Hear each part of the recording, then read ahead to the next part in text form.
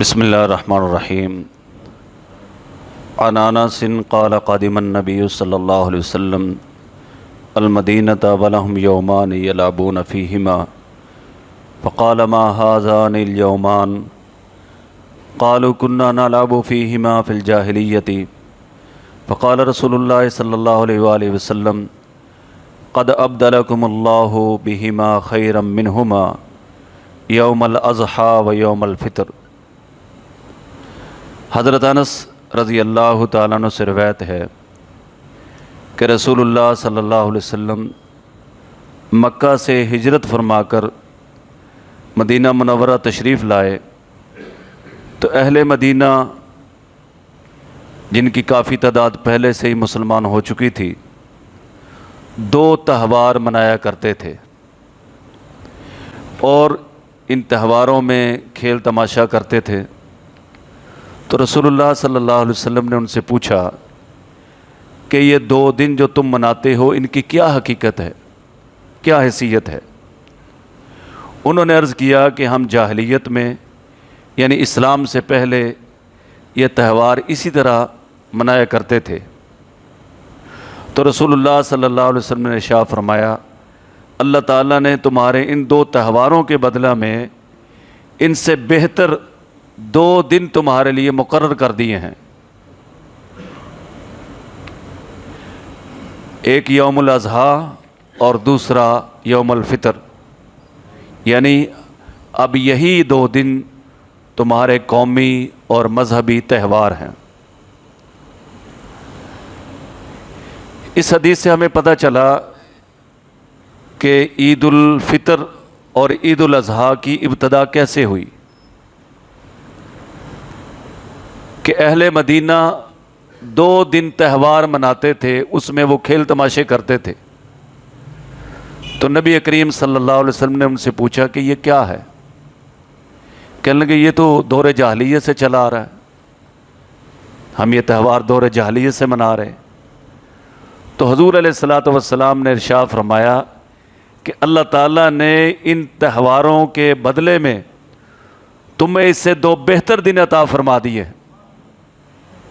ایک عید الفطر اور ایک عید الاضحیٰ، یعنی اب مسلمانوں کے قومی اور مذہبی تہوار یہ دو ہیں۔ تو اس سے ہمیں پتہ چلا کہ عیدین کی، عید الفطر کی اور عید الاضحیٰ کی ابتدا کیسے ہوئی۔ تو معلوم ہوا کہ عید الفطر اور عید الاضحیٰ یہ مکہ مکرمہ میں نہیں تھے، بلکہ یہ مدینہ منورہ میں آ کر جو ہے اللہ تعالیٰ نے یہ مبارک دن مسلمانوں کو عطا فرمائے، مسلمانوں کے لیے مقرر فرمائے۔ تو اسی حوالے سے کچھ اور سوالات بھی سمجھ لیں۔ ایک یہ سوال ہے کہ یہ جو 10 دن ہوتے ہیں یہ بڑے مبارک دن ہوتے ہیں، اور خصوصاً ذی الحجہ کا جو 9ویں دن ہوتا ہے، 9واں دن ہوتا ہے جس کو یوم عرفہ کہتے ہیں، اس کے بارے میں حضور صلی اللہ علیہ وسلم کا ارشاد ہے کہ جو اس کا روزہ رکھے گا مجھے امید ہے کہ اللہ پاک ایک گزرے ہوئے سال اور ایک آئندہ سال کے گناہوں کو معاف فرما دے گے۔ 9ویں ذی الحجہ یعنی عید سے جو ایک دن پہلے ہوتا ہے اس کے روزے کی یہ فضیلت ہے۔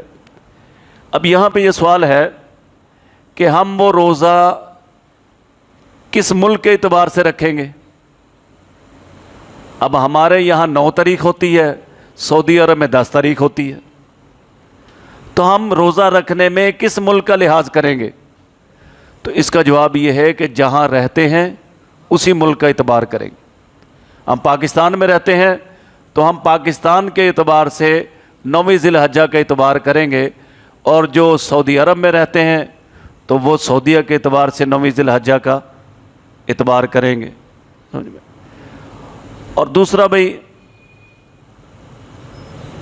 یہ سوال پوچھا ہے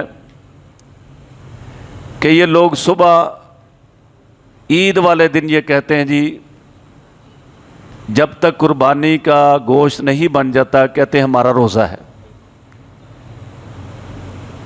یہ لفظ بولتے ہیں ایک آدمی نے مجھے فون کیا، کہنے لگے وہ صبح میں نے غلطی سے دوائی لے لی عید والے دن، تو بتائیں اس کا کفارہ کیا ہے؟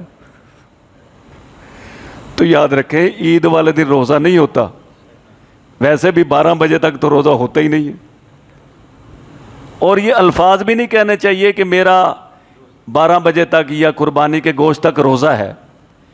حضور علیہ السلام کا ارشاد ہے لا تصوموا فی ہذہ الایام، ان ایام تشریق میں تم روزے نہ رکھو، فإنہا ایام اکل و شرب و بیال، یہ تو کھانے کے دن ہیں، پینے کے دن ہیں، بیویوں کے ساتھ رہنے کے دن ہیں۔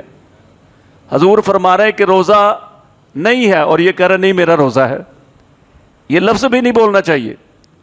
ہاں مستحب ہے، سنت ہے کہ جب آدمی چھوٹی عید کو عیدگاہ میں جائے تو کچھ کھا پی کے جائے، اور بڑی عید کو بہتر یہ ہے کہ عیدگاہ میں جاتے ہوئے کچھ نہ کھائے اور واپس آ کے قربانی کے گوشت کے ساتھ جو ہے وہ کھانے کی ابتدا کرے۔ لیکن اگر کوئی آدمی بیمار ہے یا اس سے اتنی بھوک برداشت نہیں ہو سکتی تو کوئی بات نہیں، وہ پہلے بھی کھا سکتا ہے، لیکن یہ کہنا کہ یہ روزہ ہے یہ تو بالکل ہی ٹھیک نہیں ہے۔ عید والے دن کسی مسلمان کا روزہ نہیں ہوتا۔ اور ایک یہ سوال پوچھا ہے کہ عید والے دن کے کیا مسائل ہیں، تو اس میں بھائی یہ ہے کہ صبح فجر کے بعد نہائیں دھوئیں، اور جو سب سے آپ کے پاس اچھے کپڑے موجود ہیں تو وہ پہنے، آپ خوشبو لگائیں، مسواک کریں، باوضو ہوں، اور تکبیرات کہتے ہوئے عیدگاہ کی طرف جائیں۔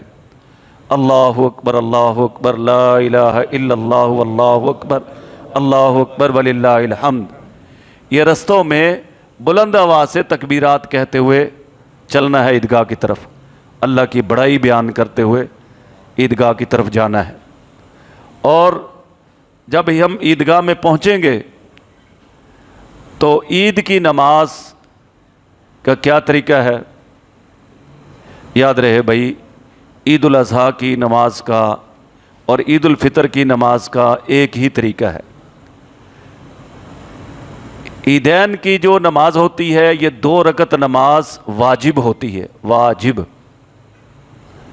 اور اس میں نہ اذان ہوتی ہے نہ اقامت ہوتی ہے، اور اس میں 6 زائد تکبیریں واجب ہوتی ہیں۔ جو ہم عام 2 رکعت پڑھتے ہیں اس میں ان تکبیرات کا اضافہ نہیں ہوتا، عیدین کی نماز میں اضافہ ہوتا ہے۔ اور اس کا طریقہ کیا ہے کہ جب امام اللہ اکبر کہہ کے نیت باندھ لے تو سبحانک اللہم پڑھے گا ولا الہ غیرک تک، اس کے بعد جو ہے اللہ اکبر کہہ کے ہاتھ اٹھائے گا اور چھوڑ دے گا، کھلے چھوڑ دے، باندھنے نہیں ہیں۔ پھر دوسری مرتبہ اللہ اکبر کہہ کے بھی اسی طرح چھوڑ دے گا، اور تیسری مرتبہ اللہ اکبر کہہ کے باندھ لے گا۔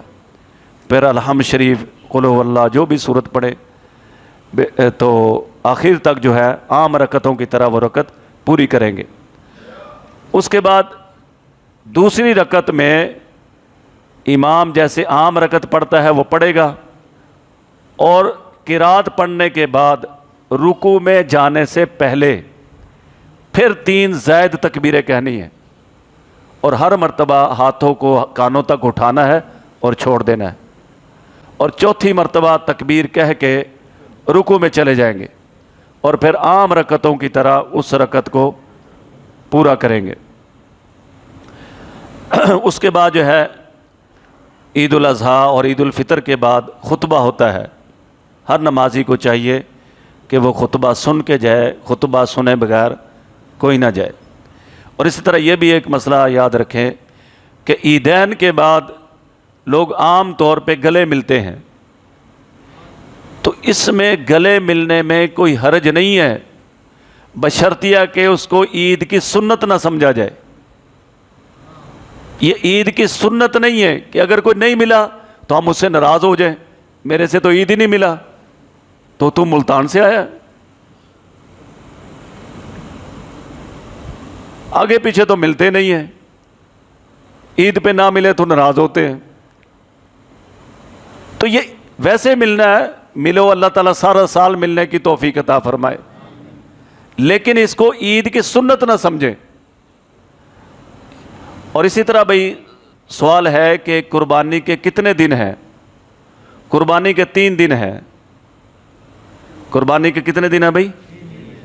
3 دن ہیں قربانی کے، 10، 11، 12۔ 10 ذی الحجہ کو عید کی نماز پڑھنے کے بعد قربانی کا وقت شروع ہو جاتا ہے۔ دن میں بھی کر سکتے ہیں، رات کو بھی کر سکتے ہیں، اور ذبح مرد بھی کر سکتا ہے، عورت بھی کر سکتی ہے۔ دن میں قربانی کرنا افضل ہے، رات کو کراہت ہے کہ ہو سکتا ہے اندھیرے کی وجہ سے جانور صحیح طرح ذبح نہ ہو سکے، لیکن اگر اچھی طرح انتظام موجود ہے روشنی کا تو رات کو بھی کر سکتے ہیں، تو دن میں بھی ذبح کر سکتے ہیں اور رات کو بھی ذبح کر سکتے ہیں۔ یہ 10ویں کو عید پڑھنے کے بعد اس کا ٹائم شروع ہوتا ہے، اور 10، 11، 12 تاریخ کی مغرب سے پہلے رہتا ہے۔ 12 تاریخ کی مغرب سے پہلے قربانی کا ٹائم رہتا ہے۔ تو اس میں افضل یہ ہے کہ پہلے دن قربانی کی جائے، اور پھر اس کے بعد جو ثواب دوسرے دن ہے اس کا ثواب کم ہے، اور تیسرے دن کا ثواب اس سے کم ہے۔ بعض لوگ جو ہے انہوں نے باریاں لگائی ہوتی ہیں کہ آج ہمارا ویڑا ذبح کریں گے، کل اس کا بیل ذبح کریں گے، پرسوں اس کا کریں گے۔ حضور صلی اللہ علیہ وسلم نے تو ایک وقت میں 100 اونٹوں کو قربان کر دیا تھا۔ تو پہلے دن ہی کی زیادہ فضیلت ہے، کوشش کرنی چاہیے کہ پہلے دن ہی قربانی کی جائے۔ کوئی مجبوری ہو، جانور نہیں ملا یا کسائی نہیں ملا، کوئی اور مسئلہ ہے، پھر دوسرے دن کر لیں، پھر تیسرے دن کر لیں۔ ویسے بغیر عذر کے دوسرے یا تیسرے دن سے زیادہ افضل یہ ہے کہ پہلے دن قربانی کی جائے۔ اور ایک سوال یہ ہے کہ قربانی کرنے والے کو حضور علیہ السلام نے منع فرمایا کہ جب ذی الحجہ کا چاند نظر آ جائے تو اس کے بعد قربانی تک نہ اپنے بال کٹوائے نہ ناخن تراشے۔ اب یہ بال یا ناخن جو ہے کس وقت تراشے گا؟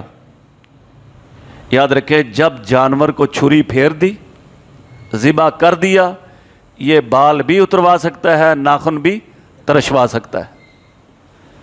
اس کا گوشت بنانے تک انتظار ضروری نہیں ہے، بس جانور ذبح ہو گیا تو یہ پابندی اس سے کیا ہو گئی؟ ختم ہو گئی۔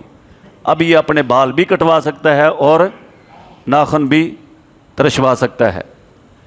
اور بھائی اسی طرح ایک اہم مسئلہ ہے، وہ یاد رکھیں کہ حلال جانور میں 7 چیزیں ہوتی ہیں جن کو استعمال کرنا مکروہ تحریمی ہے، یعنی حرام ہے۔ وہ 7 چیزیں کون سی ہیں؟ بہتا ہوا خون، بہتا ہوا خون یہ حرام ہے۔ نمبر 2 غدود، نمبر 3 مثانہ جس میں جانور کا پیشاب جمع رہتا ہے، نمبر 4 پتا، نمبر 5 نر کی پیشاب کی جگہ، ٹھیک ہے، نمبر 6 مادہ کی پیشاب کی جگہ، اور نمبر 7 کپورے، خصیتین جس کو کہتے ہیں۔ تو اب اس کی دلیل کیا ہے کہ یہ 7 چیزیں مکروہ تحریمی ہے؟ بہتے ہوئے خون کا حرام ہونا قرآن سے ثابت ہے، بہتے ہوئے لہو کا حرام ہونا قرآن سے ثابت ہے۔ اور باقی چیزوں کی جو حرمت ہے، نبی پاک صلی اللہ علیہ وسلم حدیث میں آتا ہے کہ ان 7 چیزوں کو ناپسند فرماتے تھے۔ ان 7 چیزوں کو کھانا حضور نے پسند نہیں فرمایا۔ اس کا حوالہ کیا ہے؟ مصنف عبدالرزاق، یہ حدیث کی کتاب ہے، جلد نمبر 4 صفحہ نمبر 535۔ اسی طرح سنن کبریٰ بہقی، جلد نمبر 10 صفحہ نمبر 7، اس کے اوپر یہ حوالہ موجود ہے کہ ان 7 چیزوں کے استعمال کو نبی کریم صلی اللہ علیہ وسلم نے ناپسند فرمایا۔ اللہ تعالی ہمیں صحیح سمجھ نصیب فرمائے۔ وما علینا الا البلاغ المبین۔